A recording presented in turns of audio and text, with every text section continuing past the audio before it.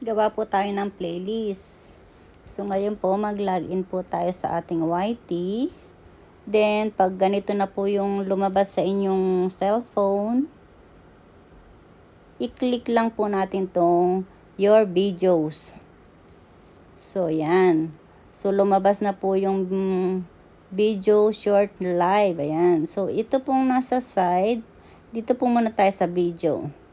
Yan. Sa right side po may tatlong tuldok. So, pindutin lang po natin to. Then, pindutin po uli natin tong save to playlist. Tapos dito po sa lalabas ulit tong save video 2. Tapos dito po sa right side may kulay blue. Ito pong kulay blue, new playlist, gawa po tayo. I-click po natin to. Yan. So, gawa po tayo ng playlist natin. Yung pinaka-title po. Ito. So, gawa tayo ng family. Sabi natin Pilipina.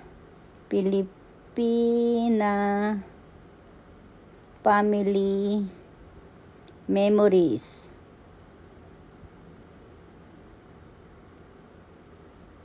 Ayan. So, kailangan lagi. Pagkatapos ng title, ipa-private po, ipa-public po natin. Wag nating ipa-private. So, kailangan po ipa-public natin para makita ng lahat. Public. Then, ito pong sa baba na kulay blue. Ito pong nasa left side ay cancel. So, ito pong nasa right side ay create. So, i-press lang po natin itong nasa right side, create po tayo. So, ayan. Kuha na po siya. Nakagawa na tayo ng isang playlist. So, ngayon po, dito naman tayo sa short. Ito tayo sa short. Ayan. So, ganoon din po gagawin natin. So, pipress lang po natin itong tatlong tuldok. Ayan. Then, save to playlist again. Ayan.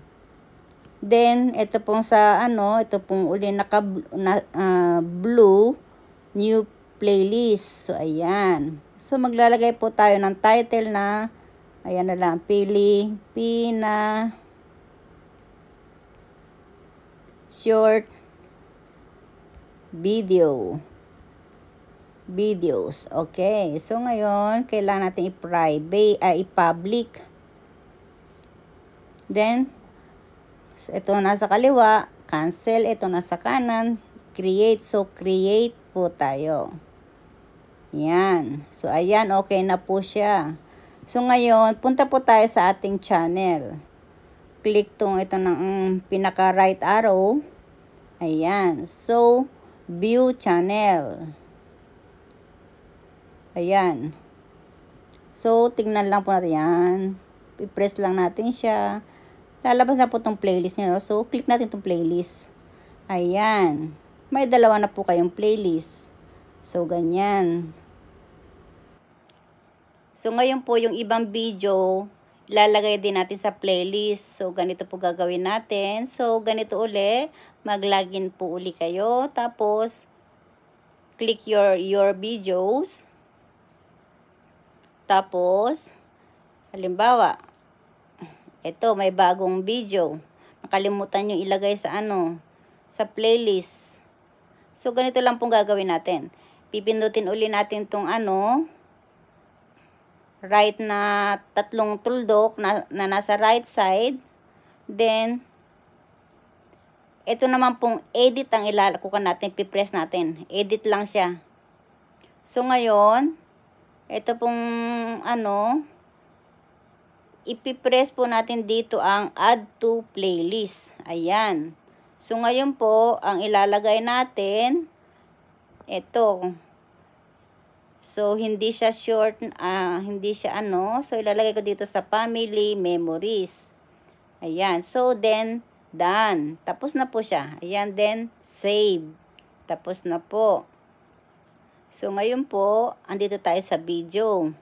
Ngayon, ito, wala siya sa playlist. O, di bale. Ayan. Ilalagay natin siya sa playlist. So, ngayon, ito, halimbawa, ayan. kung gusto mo siyang ilipat sa ano, yan, sa short video, yan, click mo lang. Tatanggalin mo dito sa ano, yan, ganyan pagtanggal. Ililipat mo lang. Kung ano yung naging puti, yun na po yung nagiging kanya, magiging, ano tawag na to, playlist niya. So, yan, pindot lang ng pindot, ayan. Kung saan mo gustong ilagay na playlist. So, ayan, okay na po siya. So, ngayon,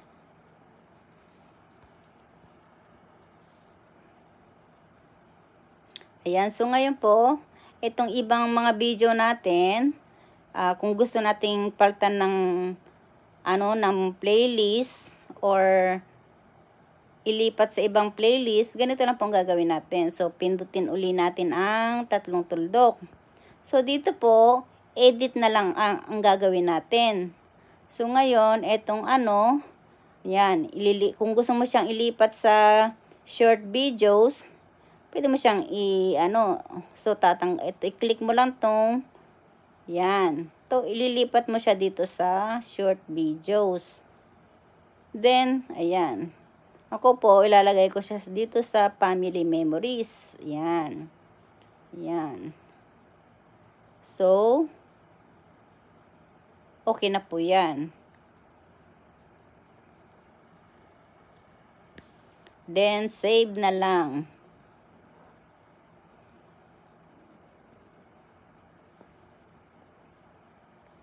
Yan. Then, save. Ayan, okay na po yan. Then, dito sa isa, ganon din pong gagawin natin. So, dito wala pa siyang playlist. I-add po natin sa playlist. Add playlist. Lagay po natin sa family memories. Ayan. Then, save again. Tapos, kung may short kayong bago, ayan, ganon din. So, dito tayo, click sa tatlong tuldok, edit again, then, add to playlist. So, ayan po. So, ilagay natin sa short video, kasi short naman siya, at saka, tawag na to, para hindi magulo, ayan po. So, ngayon, isi-save po natin uli. Ganyan. Pagkatapos po, punta tayo sa ating channel. So, ngayon, punta tayo dito sa right na arrow sa taas. Click natin. Then, view your channel. View your channel. Then, ayan po, pindutin natin itong mga playlist. So, yung playlist na yan, ayan. So, itong short videos, may dalawa po siya, di ba? Yan. Tapos, itong family memories, may tatlo po siyang video. So, ngayon, ayan. Para dito na may mimili yung gustong manood. Or kaya, pwede diyang i-play ng play all. So, ayan, okay na po siya. Ayan lang po, napakadali lang po. So, ganun lang po ang lagi niyong gagawin.